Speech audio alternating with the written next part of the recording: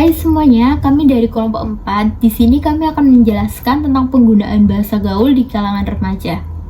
Sebelumnya, perkenalkan nama saya Seva Pratama, NPM 221046161. Perkenalkan, nama saya Muhammad Faizuddin Zulfikar Andayanto dengan nomor NPM 22103023181. Perkenalkan, nama saya Tasya Nabila, nomor NPM 2210302187. Saya dari Prodi D3 Akuntansi Malang.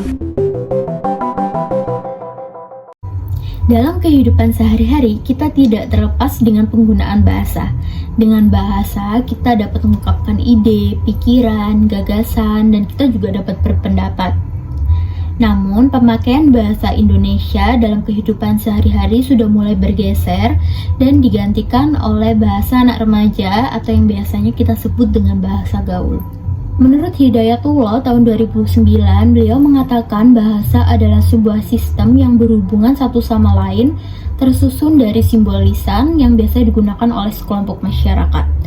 Bahasa digunakan untuk alat komunikasi dan berinteraksi satu sama lain. Biasanya digunakan untuk berpendapat, mengungkapkan ide, serta semua hal yang mereka butuhkan untuk berinteraksi.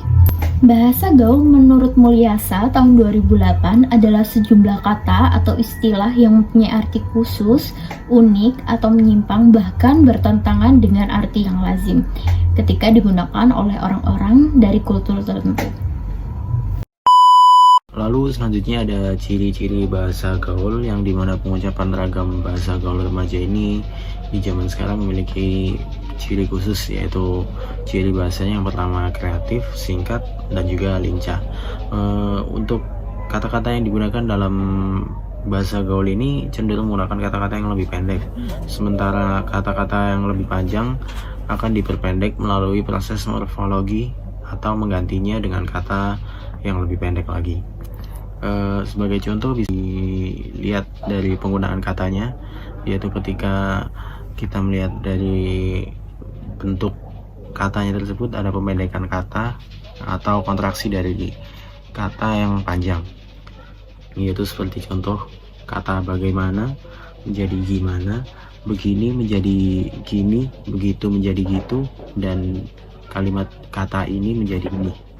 Lalu bisa juga dilihat dari bentuk katanya yang dari kata yang sepenuhnya kata baku dihilangkan huruf awalnya, seperti kata memang menjadi emang, lalu kata sama menjadi ama, lalu kata saja menjadi aja.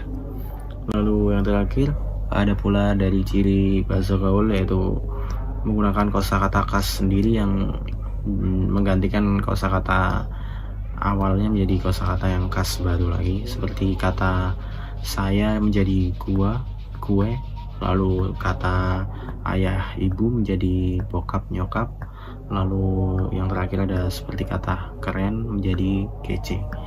Nah, untuk ciri-ciri dari bahasa gaul dan contohnya kurang lebihnya seperti itu. Saya akan menjelaskan 3 poin dalam materi ini.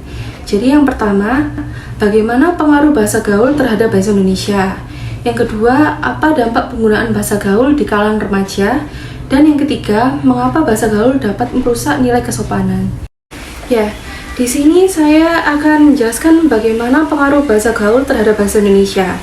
Jadi menurut kami, bahasa gaul yang saat ini telah populer di kalangan anak muda ini merupakan keanekaragaman bahasa di bidang perkembangan tren pada bahasa Indonesia. Bahasa baru tersebut diciptakan oleh kreativitas kalangan remaja dari turun-menurun.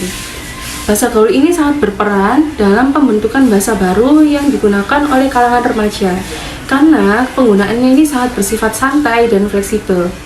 Di samping munculnya bahasa gaul tersebut, juga memberikan pengaruh terhadap bahasa Indonesia sendiri, karena penggunaan bahasa gaul baik secara lisan maupun tulisan yang semakin marak di kalangan remaja ini merupakan ancaman yang sangat serius terhadap bahasa Indonesia.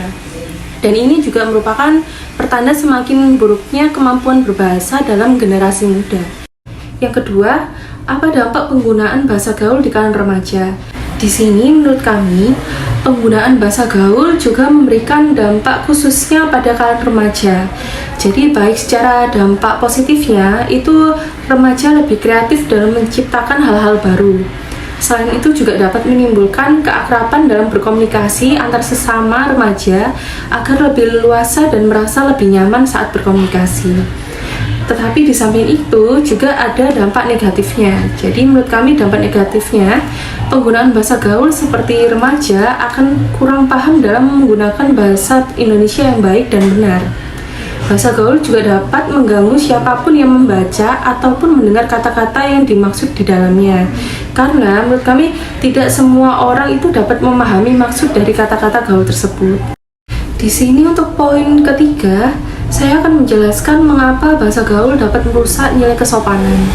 Jadi menurut kami, di sisi lain penggunaan bahasa gaul yang kurang tepat dan tidak sesuai dengan etikanya juga dapat merusak nilai kesopanan.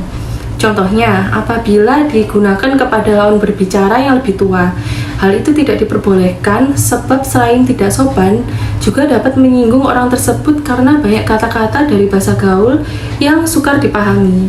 Jadi sebaiknya penggunaan bahasa gaul ini harus tepat digunakannya dan sesuai porsinya, dan harus memilah mana kata yang pantas diucapkan atau tidaknya sesuai dengan etikanya.